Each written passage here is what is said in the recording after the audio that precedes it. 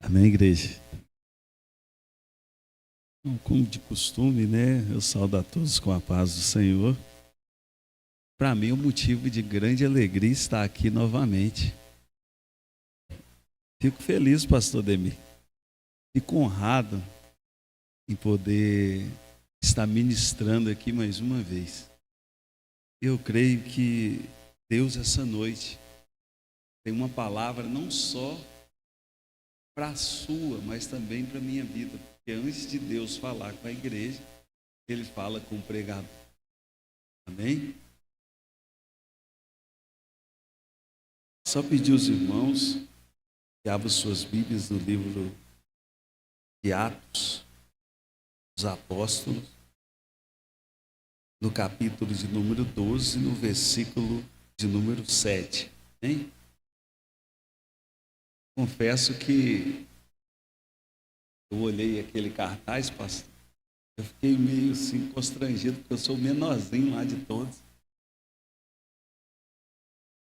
Eu fico grato por poder fazer parte desses cultos maravilhosos que vão se seguir.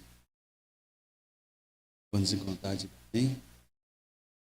Diz assim a palavra de Deus: eis que sobreveio o anjo do Senhor e resplandeceu uma luz na prisão. E tocando Pedro no lado, despertou, dizendo: levanta-te depressa. E caíram-lhe das mãos as cadeias. Pode se assentar.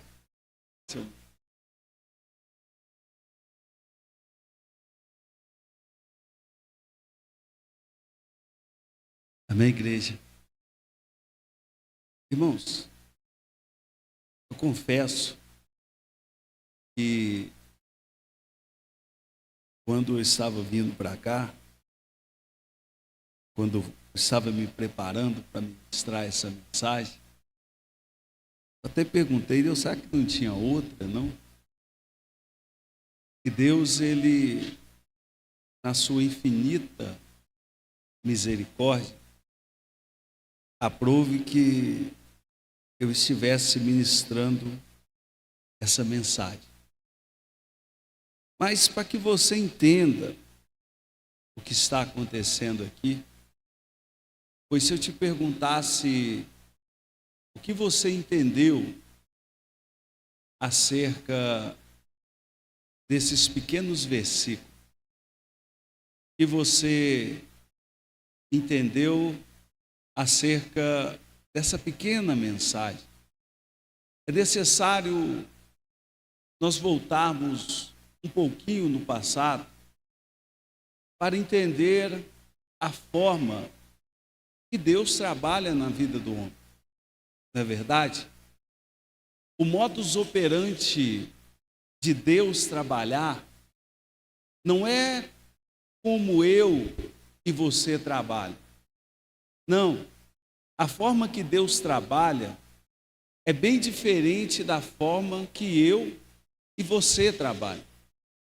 Por exemplo, quando nós olhamos dentro da Bíblia, nós vamos observar que Deus, Ele tem a sua forma de escolher pessoas, de designar pessoas para cargos, designar pessoas para missões, que aos olhos humanos, essas pessoas, muitas das vezes, olhando para a parte física, para o exterior, não teria competência, não teria ali sabedoria para lidar com aquelas coisas.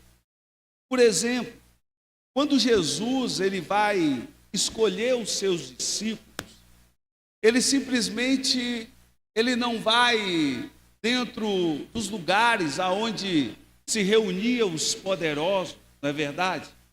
Ele não vai dentro dos lugares aonde se reuniam os grandes, William. Ele não ia nos lugares aonde estavam pessoas com alto poder aquisitivo ou de alto calão na sociedade.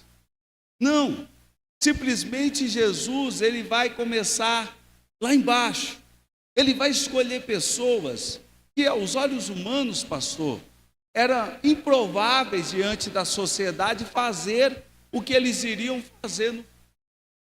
Como assim?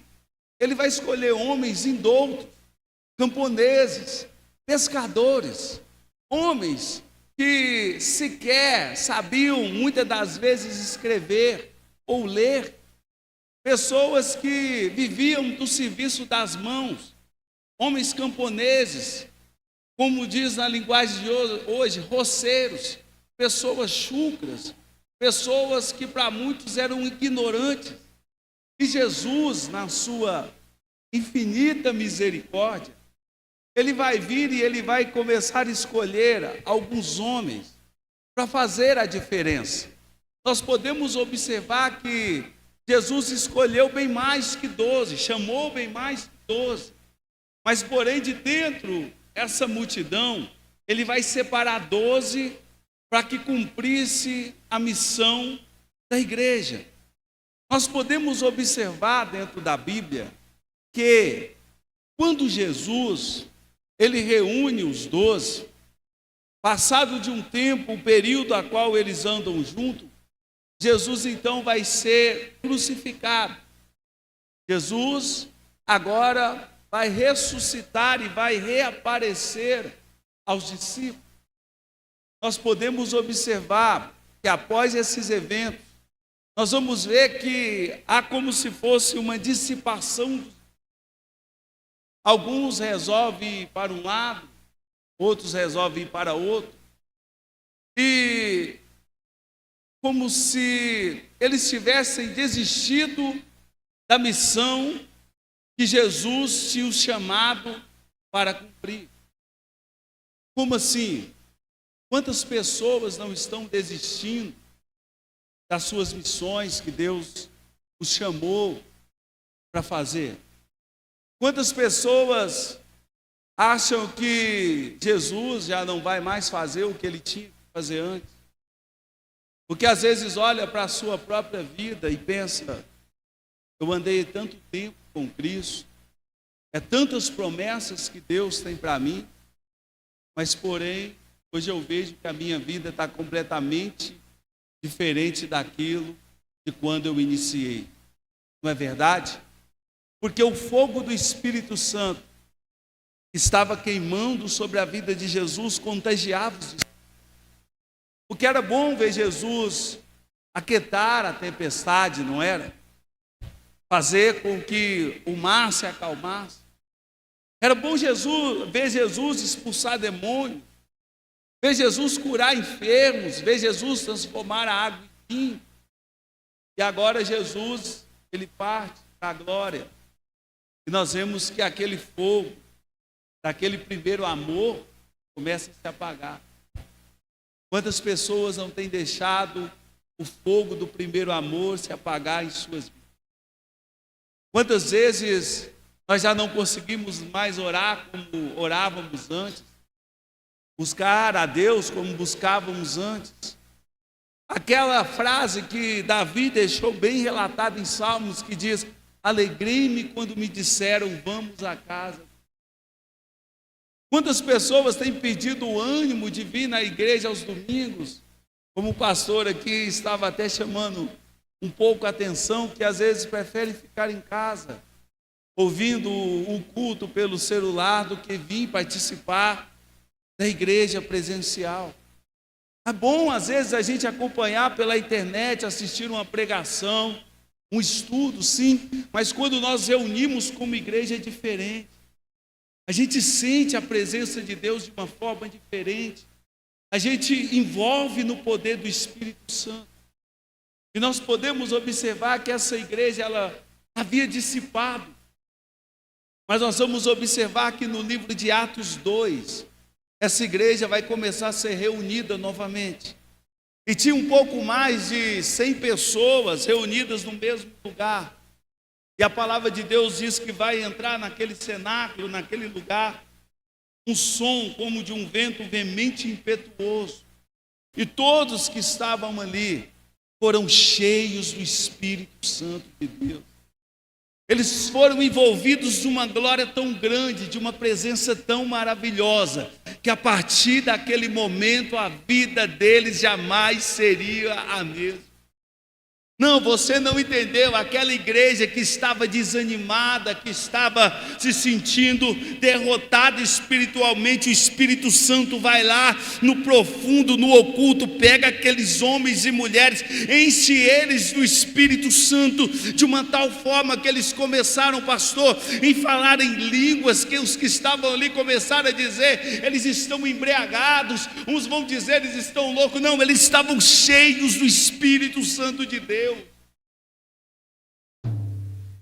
E aquele fogo que estava queimando um dia começa a reacender a chama novamente. O que precisamos às vezes não é daquele Pix cair na nossa conta, do emprego que sonhamos, não. O que precisamos é estarmos cheios do Espírito Santo de Deus. O que precisamos é estar cheios da glória de Deus. Porque você lembra de Pedro? Sim, aquele mesmo que Jesus, que quando estava na cruz, negou o mestre por 3 vezes. Aqueles que fugiram enquanto Jesus era crucificado. Pedro vai ser cheio do Espírito Santo de uma tal forma que ele vai se levantar numa pregação tão linda e tremenda, que na primeira pregação daquele homem douto, pescador, sem inteligência intelectual, a primeira pregação, aproximadamente 3.000 almas se renderam aos pés do Senhor Jesus. Sabe por quê? Não era o entendimento que ele tinha, não era a sabedoria que ele carregava, mas era o Espírito Santo de Deus que começou a queimar dentro dele e fez toda uma diferença.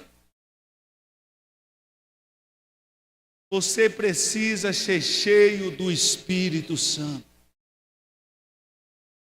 Você precisa buscar a presença do Espírito Santo de Deus na sua vida. Eu preciso buscar a presença do Espírito Santo de Deus. Por quê? Nós vamos observar que a igreja ela vai começar a crescer.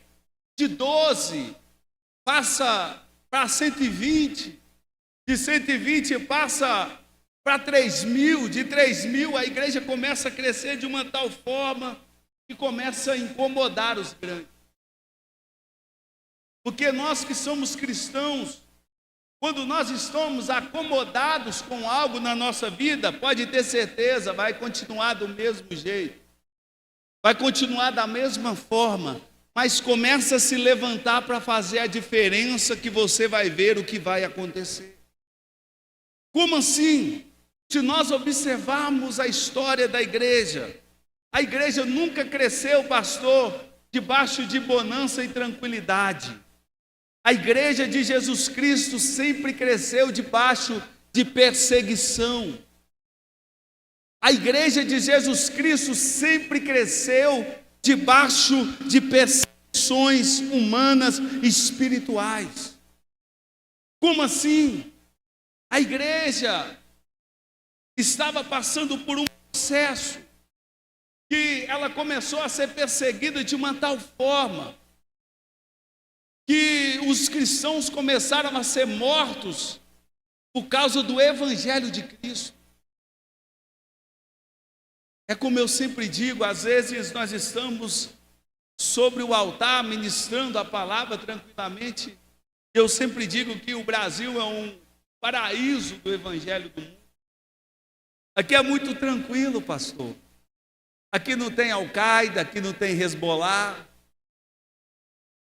A igreja aqui é tranquila, nós fazemos os cultos, temos cristãos parlamentares que criam leis para beneficiar o nosso meio. Mas naquele dia não tinha. A igreja era perseguida. Os crentes eram assassinados e mortos por pregar o Evangelho. Nós podemos observar que em uma dessas feitas, a igreja vai ser perseguida de uma tal forma que havia um homem chamado Saulo de Tarso. Ele perseguia a igreja de uma tal forma que um dos servos do Senhor chamado Estevão foi assassinado e as suas vestes foram jogadas aos pés desse homem.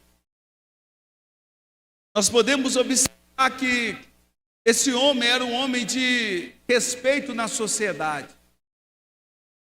Como assim? Para você ter uma ideia, eu vou resumir a história de Saulo para você, ou Saul de Tarsite. Esse homem, para quem não sabe, ele tinha 2 cidadanias. Quantas cidadanias? Ele era judeu e ele também era romano. E para você conseguir uma dupla cidadania naqueles dias, ou você tinha que ser uma pessoa de alto poder aquisitivo, ou você tinha que ter algum parente, ou você mesmo fazer uma proeza, algo muito grande para o reinado dos romanos, que eles pudessem te dar o direito de ser um cidadão romano. Então, além dele transitar em meio dos judeus como judeus, ele também tinha o privilégio de desfrutar de ser um cidadão romano e desfrutar das leis romanas. Ou seja, para esse homem ser julgado, ele tinha que ser julgado não só pelos judeus, mas também tinha que passar pela mão dos romanos. Para quem não sabe, esse homem era um homem que estudou em uma das melhores faculdades, eu imagino, daquela época. Porque vai dizer que ele era de Tarso. E Tarso, naquela época, era como se fosse uma cidade universitária, onde eram colocados homens mais renomados, inteligentes, para se desenvolver naquele lugar. Então, aquele homem não era um homem comum. Ele tinha uma boa formação intelectual. Com certeza ele ouviu falar sobre Platão, sobre Sócrates, sobre Aristóteles, sobre as ciências do mundo daqueles dias. Mas também, além dele ser conhecido como um doutor da lei, ele também era, dentro do povo judeu, um fariseu respeitado. Como assim? Para você ser um fariseu, você tinha que ser uma pessoa de boa índole na sociedade. Você tinha que ser uma pessoa com um caráter elevado na sociedade. Você tinha que ser visto como uma pessoa santa, pura. Portanto, que Jesus várias vezes confrontava os fariseus, não era isso? Porque eles queriam pregar para Jesus uma santidade na qual muitos deles não viviam. Porque para ser um fariseu, você tinha que ser um exemplo na sociedade. E outra coisa, você tinha que conhecer a palavra como ninguém, ou a Torá. Além desse homem ter um alto poder aquisitivo, ele também era bem formado e estudado. Segundo a Bíblia, ele vai estudar aos pés de um dos maiores doutores daquela época, que se chamava Gamaliel. Ou seja, além dele ter um poder aquisitivo, além dele ter respeito na sociedade, além dele estudar em uma das melhores escolas ou lugares para se estudar naqueles dias, ele também era um grande religioso aos olhos daquele povo. E para ser um fariseu, você tinha que ser caridoso e amoroso.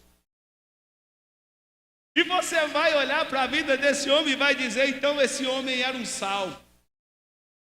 Então esse homem era perfeito na sociedade. Não. Ele tinha tudo isso, mas sabe de uma coisa? Ele nunca tinha tido um encontro genuíno com Jesus Cristo. Como assim? Ele tinha tudo que um homem podia ter diante da sociedade, porém ele nunca tinha tido um encontro genuíno com Jesus Cristo. Por quê? Ele usava isso tudo que ele tinha para fazer o quê? Para perseguir a igreja de Deus. Mas a Bíblia nos mostra que quem mexe com a igreja de Deus não sai impune da história. Porque ele olhou, são camponeses, São pessoas indoutas, não sabem ler, não sabem escrever. Pode saber que ele bateu no peito e falou: eu sou o cara, mas o dia que ele mexeu com a igreja de Deus, meu pai. Porque às vezes nós chegamos aqui nessa cadeira, sentamos aqui, às vezes nos sentimos inúteis. Mas a Bíblia nos mostra que nós somos filhos de Deus. Você é precioso para Deus. Independente da sua situação financeira, independente do seu poder aquisitivo, independente da sua influência na sociedade, você é precioso para Deus. E nós podemos observar que a conversão de Saulo vai ser algo tão grandioso que quando ele vai perseguir a igreja, o próprio Cristo aparece para ele e ele se converte. E nós conhecemos como apóstolo Paulo. Hoje recebeu até nome de futebol, time de futebol, né, pastor? Nome de cidade, apóstolo querido, um dos maiores escritores dentro da Bíblia, ensinadores acerca da doutrina da igreja. E nós podemos observar que talvez você vai olhar, então, um dos problemas da igreja acabou. Não, ela continua. E a Bíblia vai nos dizer que um apóstolo chamado Pedro vai ser lançado dentro de uma... Ou seja, aqueles homens começaram a incomodar gente grande, gente poderosa, gente com influência. Você pode ser a pessoa mais simples que for, mas depois que você é tomado pelo Espírito Santo, a sua vida nunca mais é a mesma. Senhor, eu sou músico, diga que o Espírito Santo te pegar, você vai tocar no nível dos céus, não é no nível da terra mais.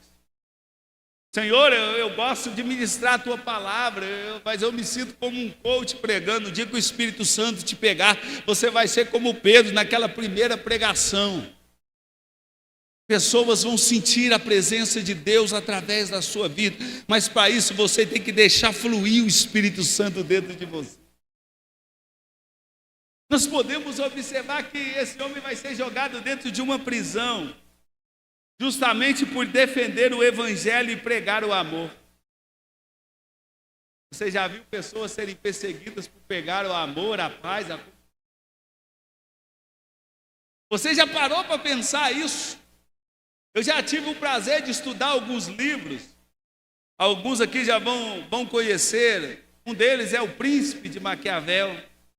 Nós podemos observar a arte da guerra, Sun Tzu.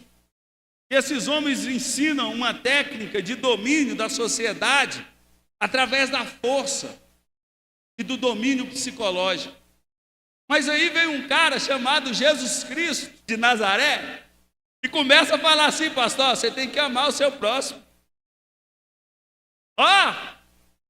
Ora por quem te persegue. Se bater numa face, oferece a outra. Jesus nunca pegou numa espada para lutar, mas só foi ele que colocou a maior parte da população de joelhos e agradecendo a ele por tudo. Então a força que o homem tinha, Jesus desarmou. E esses homens estavam pregando o quê? O amor. Eles vão ser perseguidos por quê? Pelo amor.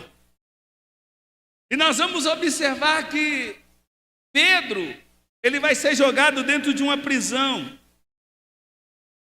E nós podemos entender como é uma prisão. Talvez na sua mente você vai imaginar as grades, não é isso? Guardas. Não necessariamente sobre a prisão de Pedro que eu vou dizer, mas você sabe como funcionava uma prisão romana naqueles dias? Aonde alguns dos apóstolos ficaram presos nela. Não era como as prisões de hoje, que se você já teve o prazer de entrar dentro de uma prisão, pelo menos para pregar o evangelho, você vai ver que o negócio lá não é fácil, é estranho. Mas a prisão dos dias de hoje, se pegasse aqueles homens e colocasse aqui nas prisões de hoje, pastor, eles iam falar assim: isso aqui é colônia de férias. Isso aqui é spa. Isso aqui, lugar de descanso. Eu estava precisando. Porque naquela época não tinha a turma dos direitos humanos. Para chegar lá e perguntar assim: o policial puxou tua orelha, filho?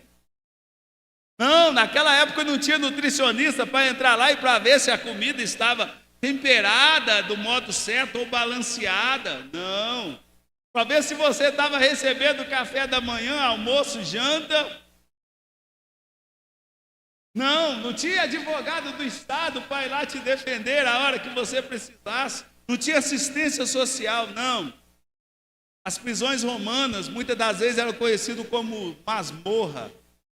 Você deve ter assistido alguns filmes, você vai ver que muitas dessas prisões eram feitas no chão, com um buraco, às vezes, de 1 por 1, com uma grade em cima, e a pessoa era jogada ali dentro, muitas das vezes presa pelas mãos e pelos pés. E se elas quisessem comer, muitas das vezes a comida era jogada pela grade lá de cima e caía no chão. E como naqueles dias não tinha saneamento básico, eles tinham que comer alimento misturado com o que tinha no chão, ou seja, urina, fezes. E o que me chama mais atenção é que um dia Paulo e Silas estavam dentro de uma prisão dessas. Em vez deles murmurarem, em vez deles reclamarem, em vez deles começarem a questionar a Deus, sabe o que eles fizeram? Começaram a entoar e louvar hinos a Deus. Porque não é o ambiente a qual nós estamos vivendo, mas sim um momento que o nosso espiritual está. Você pode estar em meio a uma guerra de física, mas se você estiver cheio do Espírito Santo, nada vai te abalar, nada vai te entristecer, nada vai te desanimar, e você vai sair mais forte e renovado. E nós podemos observar que Pedro estava em uma prisão dessas. Não necessariamente igual a essas, mas ele estava o quê? Preso, diz a Bíblia, entre 2 soldados. Ou seja, aquela prisão mantinha Pedro preso de um lado, por um braço, e um soldado preso pelo outro braço. Se ele conseguisse escapar de um, ainda tinha um outro para poder resolver. A nossa vida não é diferente. Às vezes nós saímos de um problema, mas quando nós olhamos para o lado, o outro está lá todo esperando, não é verdade? E a gente fala: Deus, é problema que não acaba mais, é dificuldade que não acaba mais. E nós podemos observar que Pedro estava algemado entre 2 soldados. Além de 2 soldados algemados, com ele ainda tinha mais 2 na porta, ainda tinha outra porta de fora para que ele pudesse sair para a rua. Ou seja, por pregar o evangelho, ele estava numa prisão de segurança máxima. Mas uma pergunta eu te faço: que prisão é essa que segura um adorador do Senhor?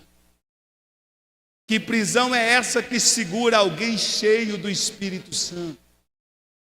Não tem prisão que segura alguém cheio da presença de Deus. Por um momento, às vezes, pode nos conter, mas não pode nos segurar ali.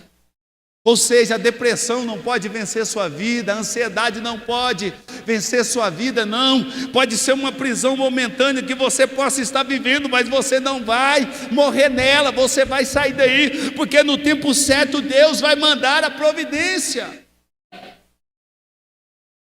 E para você, interessante que a palavra de Deus vai dizer que resplandeceu uma luz na prisão. Resplandeceu uma luz na onde? Na prisão. Porque Deus, quando nós estamos em apuro, Ele não manda recado, Ele mesmo faz questão de vir fazer a visita. Ou seja, se resplandeceu uma luz é porque tinha trevas, tinha escuridão, mas não há escuridão que possa conter a luz de Deus quando Ele resolve trabalhar na vida de um homem. Nós podemos observar que a palavra de Deus vai nos dizer o seguinte: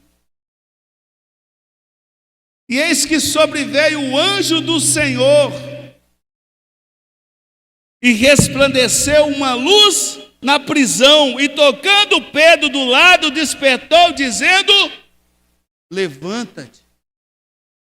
Ou seja, o anjo apareceu na prisão e ele fez o que com Pedro? O despertou. Mas espera aí, Pedro estava prestes a morrer. Pedro estava prestes a ser executado por Herodes. E você vai dizer que Pedro estava o quê? Dormindo. Quem, pastor, em sã consciência, sabendo que vai morrer, a qualquer hora, dorme? Quem que em sã consciência, sabendo que em qualquer momento vem um para arrancar sua cabeça, está tirando a sonequinha tranquilo? Ou essa pessoa tem que ser um psicopata, ou ele tem que estar cheio do Espírito Santo. Ou seja, Pedro nos dá uma lição de vida, independente do problema, da ocasião, da dificuldade. Descansa porque Deus é contigo. Descansa porque Deus está no controle. Descansa porque Ele está te guardando. Descansa porque você está nas mãos do Senhor. E o anjo vai fazer o quê? Vai o despertar, dizendo o quê? Levanta-te, depressa. Tem coisa que Deus não quer para amanhã, tem coisa que Deus quer para hoje. Ah, pastor, amanhã eu faço. Ah, pastor, mês que vem eu faço. Não, Deus quer para hoje. Deus tem pressa de te usar. Deus tem pressa de te levantar. Deus tem pressa de mudar a tua vida. Está com o projeto na mão, não deixa para o ano que vem não. Coloca em prática hoje, porque Deus tem pressa. O interessante é que o anjo vai dizer assim, ó, levanta-te, desce. Eu imagino Pedro acordando um pouco sonolento, porque às vezes quando a gente está passando numa prova tão grande, Deus começa a trabalhar, a gente olha e fala assim, será que está acontecendo isso comigo mesmo? Porque foi tantos dias de luta, tantos dias de prova, que quando Deus começa a fazer a obra, você vai olhar e vai falar assim, mas espera aí, Deus está fazendo isso mesmo na minha vida? Sou eu mesmo? Eu imagino que ele vai levantar depressa, e a palavra de Deus vai dizer o seguinte, ó, vai dizer o seguinte, despertou dizendo, levanta-te depressa, e caíram-lhe das mãos as cadeias. Ou seja, Deus quer libertar pessoas na sua vida, na tua família, na tua casa. Deus quer te libertar de traumas psicológicos, mas primeiro você tem que se levantar. Porque só depois que você se coloca na posição que Deus quer, que Ele vai fazer a obra. Não adianta você falar assim, Deus, eu vou continuar de qualquer jeito, o Senhor vai fazer. Não, é quando Deus quer e da forma que Ele manda. Primeiro, para as algemas das mãos de Pedro cair, ele teve que o quê? Se levantar. Porque quem ficou com as algemas das mãos foi o soldado, mas Pedro saiu de lá livre. Ou seja, Deus estava dizendo, essa prisão não é para você, essa guerra não é para você, essa tempestade não é para você. Deus estava dizendo, levanta daí hoje que eu estou te tirando no meio disso tudo. Vamos lá. E diz a palavra de Deus, e disse o anjo, cinge-te, ata as tuas sandálias. Para mim, uma das partes, um dos momentos mais maravilhosos dessa pregação é essa. Você vai dizer o seguinte, mas o que tem a ver o anjo falar assim, cinge as tuas sandálias? Deus me mostrou algo tão profundo aqui, a diferença entre a graça e a lei. Como assim? Presta atenção. Quando nós voltamos no passado, nós lembramos que um dia Moisés estava no deserto, apacentando as ovelhas do seu sogro, não é isso? Quem aqui já leu essa parte da Bíblia? Ele estava apacentando as ovelhas de Jetro. E a palavra de Deus vai nos dizer que ele observou que tinha uma árvore, ou uma sarça, que estava o quê? Pegando o quê? E essa sarça queimava, e o fogo ardia nela, mas ela não se consumia. Por quê? Moisés não achou estranho a sarça pegar fogo. Ele achou estranho o fogo não consumir a sarça. Porque é normal naqueles desertos muito quentes acontecer que o calor é tão forte, alguma dessas árvores libera alguma nódia que às vezes isso é inflamável. E às vezes é comum a surgir queimadas no meio do deserto por causa do calor extremo. E ele estava acostumado a ver a sarça pegar fogo e se consumir. Mas aí ele olhou e aquela sarça não estava se consumindo. E ele vai olhar e vai chamar a atenção dele, que ele vai chegar perto. E o que me chama a atenção é que quando ele chega perto, diz a palavra de Deus que uma voz vai bradar do meio da onde? Do fogo. E a voz vai dizer a ele o seguinte: tira a sandália dos teus pés, porque a terra que tu pisas é terra.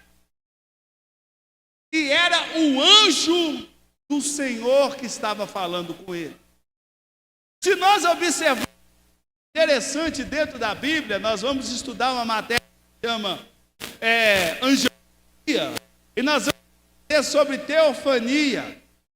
E uma das formas que Deus se apresenta perante os homens, em forma de anjo. E quando você vê a Bíblia citar um anjo do Senhor, pode ser qualquer anjo do céu.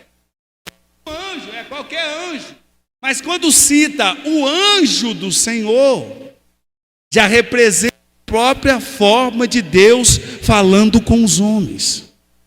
Então quem estava naquela sarça não era um anjo qualquer, mas era o próprio Deus aparecendo para Moisés a conversar face a face com ele. Porque tem coisa, como eu disse aqui no início, que ele não vai mandar recado, ele mesmo vai descer para resolver na tua vida. E o que o anjo falou para ele? Tira a sandália dos teus pés, porque a terra que tu pisas é terra. Por que o anjo vai falar isso para Moisés?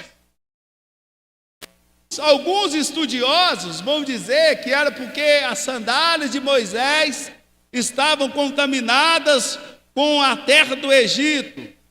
Mas a gente tem o poder de discordar baseado naquilo que a gente sabe. Que Moisés sabia muito bem o que aquele anjo estava dizendo para ele. Como assim? Quando ele diz, tira a sandália dos teus pés, porque a terra que tu pisas é terra santa. Moisés foi criado dentro da cultura faraônica, não é isso? Ele foi criado para ser um faraó. Ele era neto bastardo de Faraó. Ele foi criado dentro da cultura egípcia. E Moisés sabia que todas as vezes que ele visse alguém descalço, era escravo, era servo, era criado para servir. Somente quem andava calçado eram pessoas que tinham poder e respeito perante a sociedade.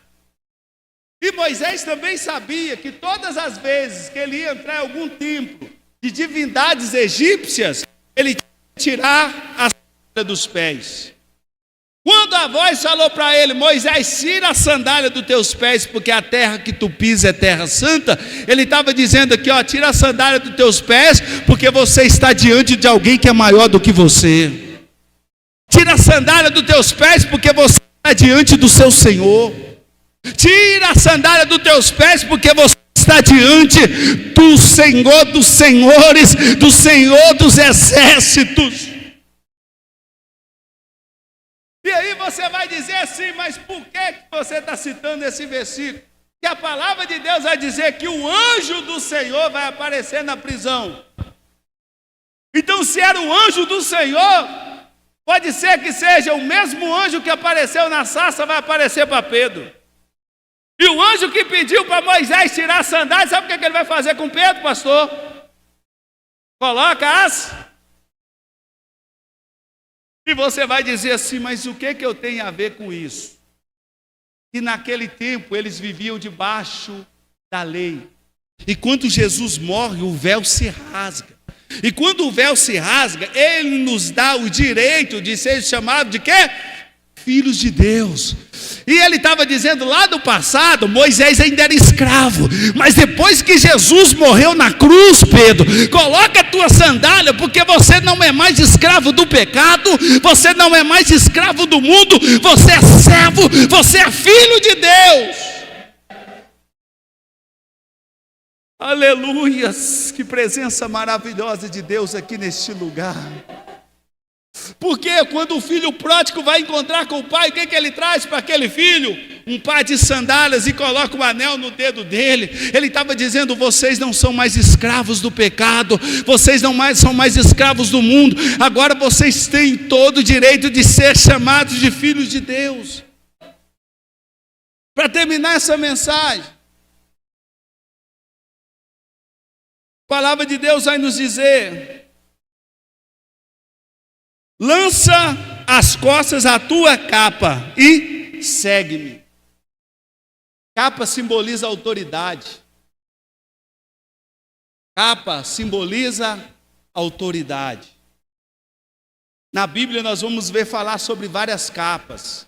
Capa de José, a capa de Jesus, a capa de Elias. E quando ele fala, cinge da tua capa, ele está falando, coloca a sua autoridade de volta sobre os seus ombros e segue-me.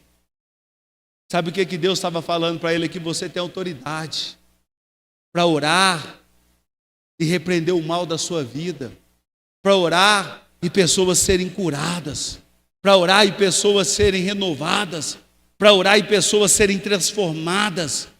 Porque às vezes o que falta na nossa vida, pastor, às vezes nós temos tudo que um homem quer, mas às vezes falta a capa. E essa capa, ela não é dada só a pastores, ela é dada a você também, que às vezes acha porque não tem um cargo na igreja, não tem autoridade. E é por isso que eu venho aqui essa noite trazer essa mensagem para a sua vida. Com a permissão do pastor, eu queria te pedir que se colocasse de pé aqui essa noite. Eu quero estar orando por sua vida.